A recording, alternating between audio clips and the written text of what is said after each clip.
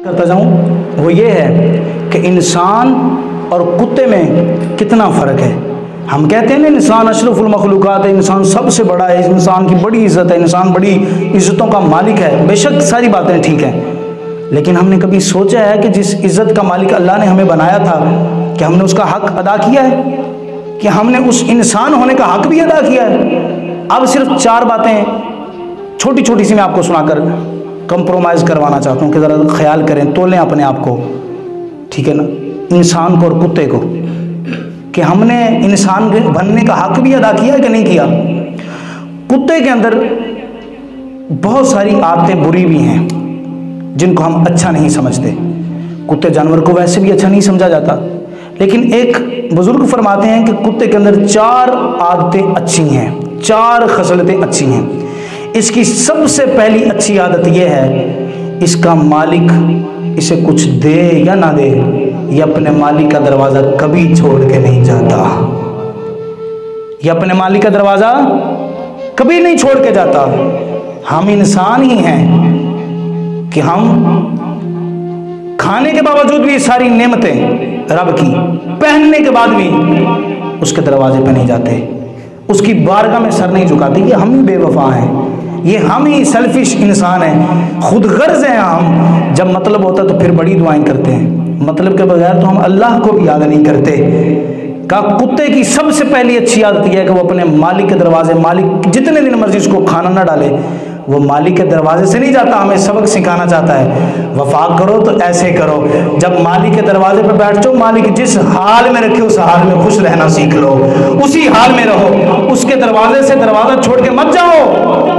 अब देखो इंसान कहाँ है और ये कुत्ता कहाँ है, इंसान की आदतें कहाँ हैं, कुत्ते की आदतें कहाँ हैं, कभी ख्याल किया हमने? आइए दूसरी आदत, कहा वो बुजुर्ग से एक बंदा आगे से कहने लगा, जनाब आप कह रहे हैं कुत्ते के अंदर अच्छी आदतें हैं, ये कौन सी अच्छी आदत है कि जब रात को आवाम सोई हुई होती है, बंदे सोए हुए होते हैं और ये कुत्ता भौंक रहा होता है। कुत्ते भौंकते क्यों है रात को? ये रात को भौंके हमें डिस्टर्ब करते हैं, इनको बोलना नहीं चाहिए। सारी मखलूक सो रही होती है, ये भौंके जा रहे हैं, ये कहाँ की अच्छी खसलत है? और आगे से वो बुजुर्ग फरमाते हैं, क्या ये भी एक अच्छी आदत है, ये भी एक अच्छी खसलत है। उसकी वजह ये है, उसका रीज़न ये है कि ये रात को भौंकता इसलिए है, वो बताना चाहता है कि बंदे खुदा गफलत की नींद ना सोया कर, और ना सोया कर गफलत की नींद। अब ये रात पर जो हो चुकी है, इसके वक्त में उठ और रात को वुजू करके सर सजदे में रख के अपने रब को राजी कर ले, अपने अल्लाह को मना ले, इसलिए कि तेरी उस अल्लाह से लो लगी हुई है। अगर तू ना उठा तो बाबा फरीद फरमाते हैं कि ये बाजी फिर कुत्ते ले जाएंगे, तू सोया ही रहेगा। ये बाजी फिर कुत्ते ले जाएंगे, जीत कुत्ते जाएंगे, तू सोया ही रहेगा। अगर तेरी बाजी वाकई अल्लाह तबारक, तेरा मुकाम, तेरी लो जो है वो अल्लाह से लगी हुई है, तेरा जो ताल्लुक है वो अल्लाह से कनेक्ट है, तो फिर रात को उठ और उसकी बारगाह में झुक जा, आके उसकी बारगाह में आके अपना जो है वो सर तस्लीम खम न्याज पेश कर। फरमाया वो रात को जो भौंकता है वो तो तुम्हें जगाने के लिए भौंकता है। बेदर्दानू रात पवेते, बेदर्दानू नींद प्यारी आवे, दर्द मंदानू याद सजन दी सुत्यान जगावे। जिसके दिल में उसके यार का दर्द होता है वो रात को सोता नहीं है, बल्कि अपने यार की याद में बैठ के उसकी याद में रहता है, उसकी याद में अपना दिल लगाए बैठा है, तो अपने उसकी याद में अपने तसव्वुरात, अपने ख्यालात को जमाए बैठा है। कहा वो तो तुम्हें जगाने के लिए भौंकता है।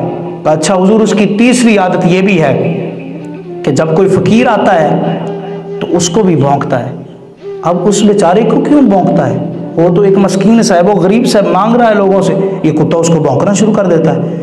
वो आगे से बुजुर्ग फरमाते हैं, कहा वो इसलिए भौंकता है, वो इसको समझाना चाहता है कि तू किससे मांग रहा है? उनसे मांग रहे जो खुद किसी से मांगते हैं।